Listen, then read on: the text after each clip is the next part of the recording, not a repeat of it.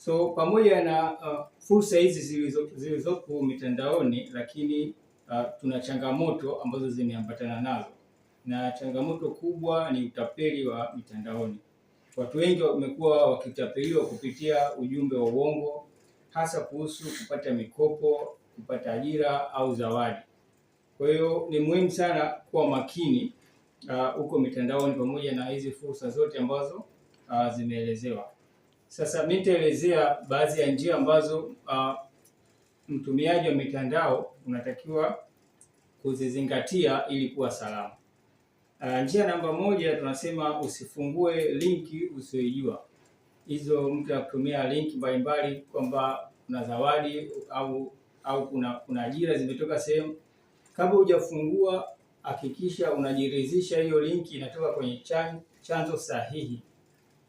Usifungue linki tu kwa ambayo hauna taarifa kamili. Kwa hiyo ni vyema kuhakikisha linki unayofungua imetoka kwenye chanzo husika, sababu pindi tu utakapobonyeza uweza kukuta taarifa zako zote umeshazitoa kwa matapeli.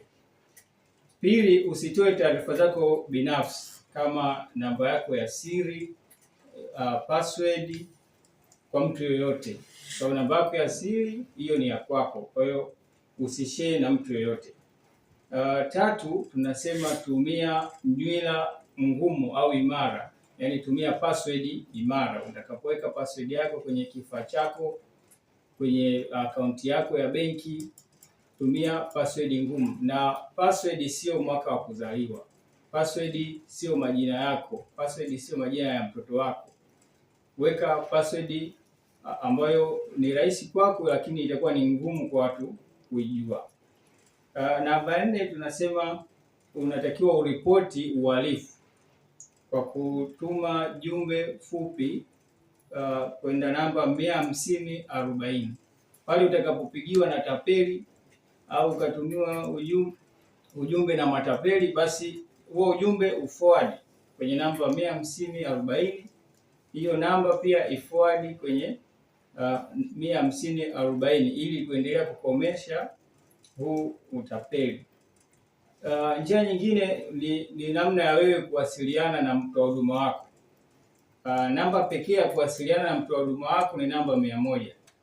Ukiwa na tatizo, mtoa huduma wako utawasiliana kwa namba 100. Mtoa huduma wako atawasiliana na wewe kupitia namba 100. Namba zingine ambazo zinakupigia zikidai zenyewe ni za mtoa huduma, hizo unatakiwa uziripoti, sio namba sahihi. Namba ya kuwasiliana na mtoa huduma ni 100. Na njia nyingine ni kuhakiki laini zako kwa kupiga *106#. Hii utahakikisha namba zako zote ambazo zimesajiliwa kwa kitambulisho chako. Hii pia inasaidia kupunguza namba ambazo zimesajiliwa kiulaghai, na ndo namba nyingi ambazo unakuta zinatumiwa na matapeli. Kwa utakapoona kwenye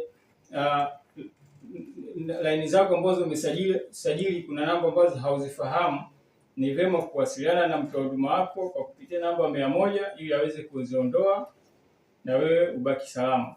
Pindi utakapoziacha ikatokea hizo namba zimeripotiwa na watu wengine, maana yake kitambulisho chako kitafungiwa na wewe utakuwa kwenye hatihati za kushikiliwa kisheria, kwa sababu namba zako zitakuwa zimetumika, yaani kitambulisho chako au majina yako yametumika kwenye utapeli. Kwa hizo ndio njia muhimu za kuzizingatia. Pia zipo njia zingine, kwa mfano kuweka multi-factor authentication tunasema, au two-way authentication. Unaweka layer nyingine ya password. Kwa mfano kupata zile OTP naita one time password.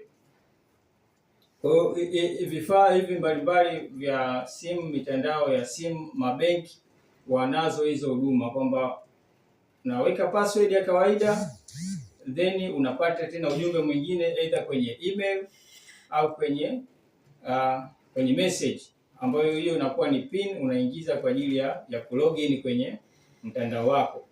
Kwa hiyo pia tunawaambia watu hizi pin wasimpe mtu. Mtu anaweza kupigia nitumie OTP hapo umetumiwa mara moja. Hapana, hiyo hutakiwi kumpa mtu yeyote. Kufanya hivyo ni wewe mwenyewe kujiweka hatarini mtandaoni. Kwa hiyo sisi tunasema fursa zipo, lakini tuwe salama mitandaoni.